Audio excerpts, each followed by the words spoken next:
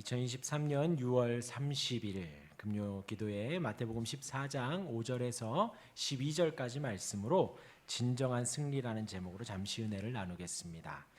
마태복음 강해를 계속하고 있습니다. 오늘 새벽에는 예수님의 소문이 예수님이 사역하시고 가르치시고 또 병 고치신다라는 그 소문이 분봉왕 헤롯에게 들립니다. 헤롯은 그때까지 세례 요한을 감옥에 가두고 또 그 제자들을 감시하고 정치적 입지를 생각하느라 예수님의 소문을 듣지 못했었습니다. 그런데 이제 예수님이 나사렛에 와서 사역을 하시는 그 가운데 그 소문이 헤롯에게 들린 것입니다. 그때 예수님의 소문이 헤롯에게 들렸습니다. 헤롯은 예수님의 모습을 보고 자신의 과오를 생각합니다. 그 이유가 본인 헤롯과 헤로디아의 결혼을 비판한 것 때문에 요한을 가두었었습니다. 당시의 유대인들은 자기 동생의 아내와의 결혼을 좋게 보지 않았습니다. 레위기 말씀에도 동생 아내의 하체를 범하지 말라 한 말씀을 가지고 세례 요한은 가감없이 정치적인 이해득실을 떠나서 헤롯을 비판하였었습니다. 그 비판에 대하여서 오늘 새벽에 말씀드리면서 남의 잘못을 비판하는 것, 바른 말씀에 따라 비판하는 것은 괜찮습니다. 잘못된 것이 아니죠. 그런데 예수님이 그 가운데 주의할 점을 오늘 새벽에 말씀을 드렸습니다. 무엇이었죠? 남의 티를 보기 전에 나의 들보를 보아라. 그리고 나의 들보를 먼저 뺀 후에 말하라 라고 예수님이 산상수훈 가운데 말씀드렸습니다.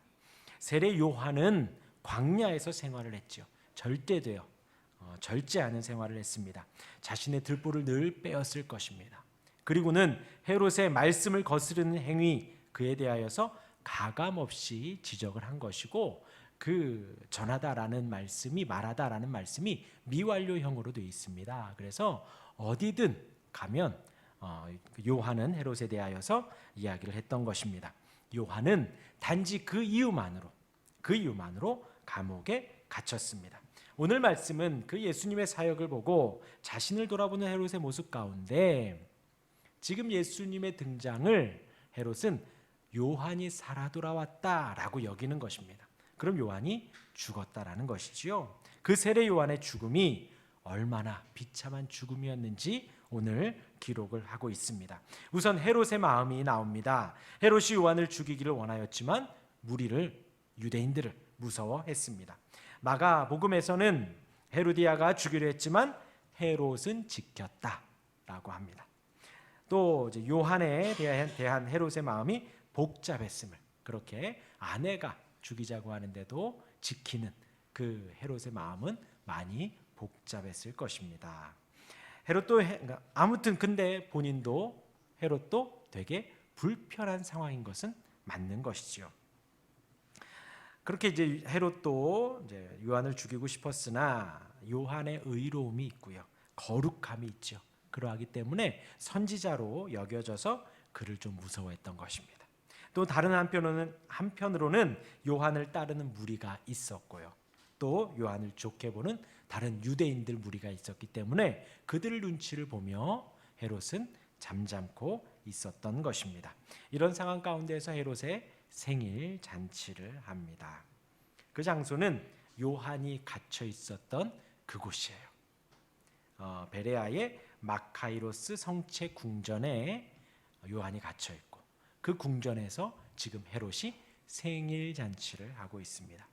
이 잔치에서 헤로디아의 딸이 춤을 추며 헤롯을 기쁘게 합니다.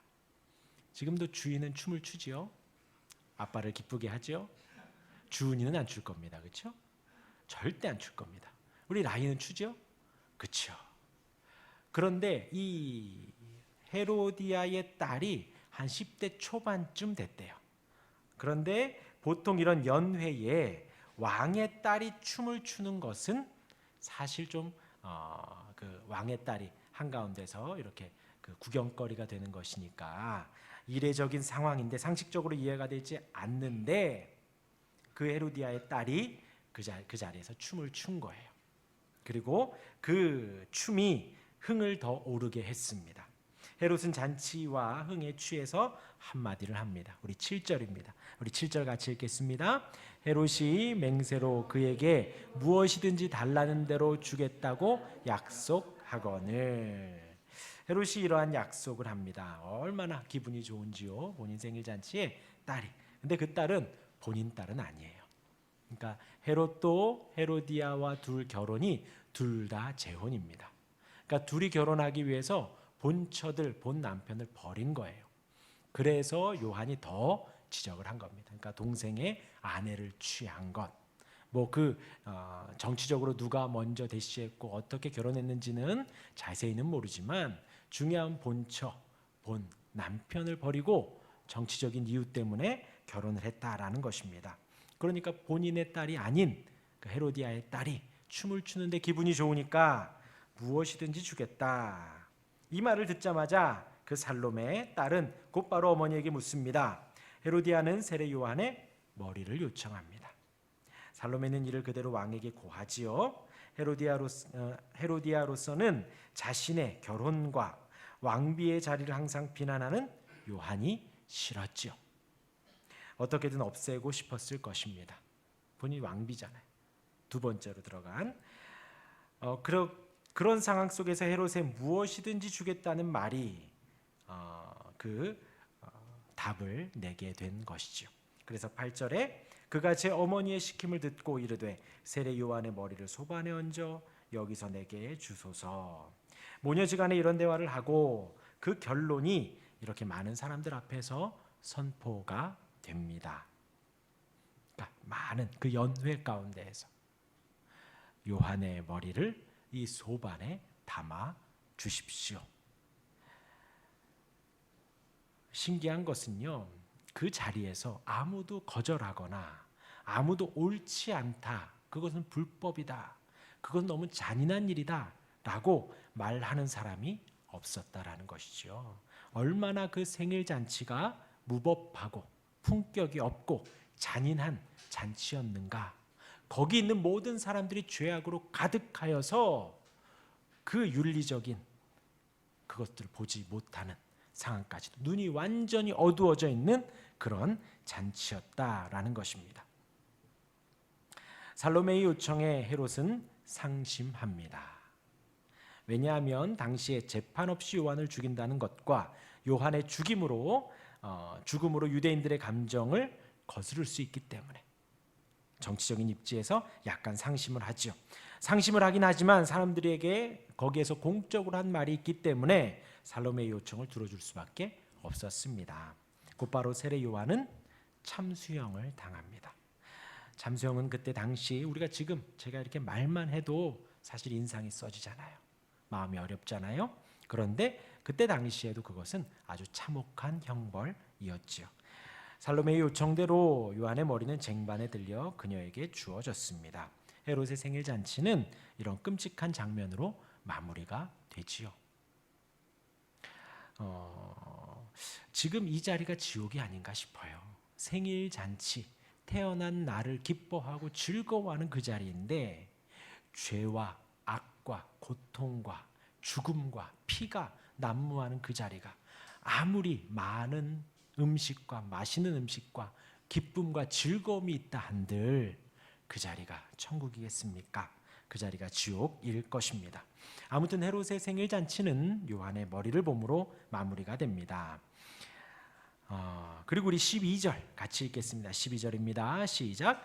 요한의 제자들이 와서 시체를 가져다가 장사하고 가서 예수께 요한의 제자들은 헤롯에게 갑니다.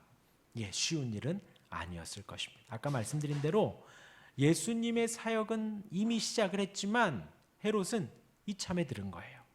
지금 들은 거예요. 왜냐하면 여태까지 요한을 신경 쓰고 요한의 제자들을 신경 썼기 때문이에요.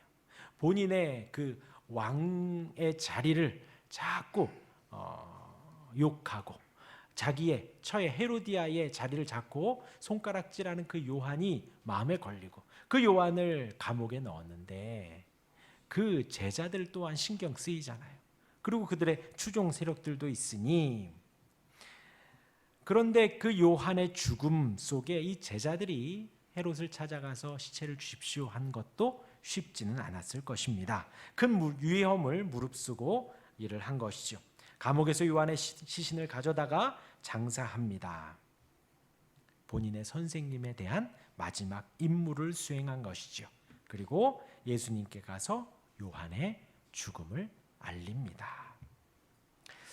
그리고 지금 이 12절까지의 말씀은 현재형이 아니고 지금 일어난 일이 아니고 과거에 일어난 일입니다. 얼마 멀지 않은 과거에 일어난 일입니다. 예수님의 사역을 보고 헤롯은 얼마 전 참수당한 그 요한의 사건을 생각한 것입니다. 오늘 이 단락에서 우리가 생각할 것은 이렇습니다. 마태복음은 예수님의 왕됨을 증거하는 책입니다. 다윗 왕의 계보를 이어서 예수님도 진정한 왕으로 왔음을 말을 합니다. 이 헤롯 왕도 분봉왕이에요. 그런데 본인이 진짜 왕이 되고 싶었습니다. 그런데 그렇게 되지 못하죠. 그 헤롯 왕의 모습, 그리고 이제 12절 다음 13절의 말씀은 오병이어의 기적에 대한 말씀입니다. 너무나도 대조적이다라는 거죠.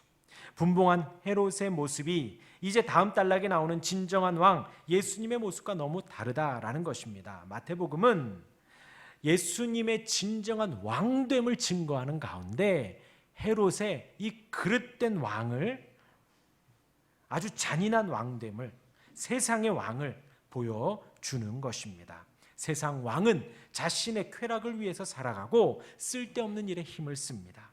하지만 우리 예수님 오병이어의 기적을 보면 많은 사람을 살리시죠.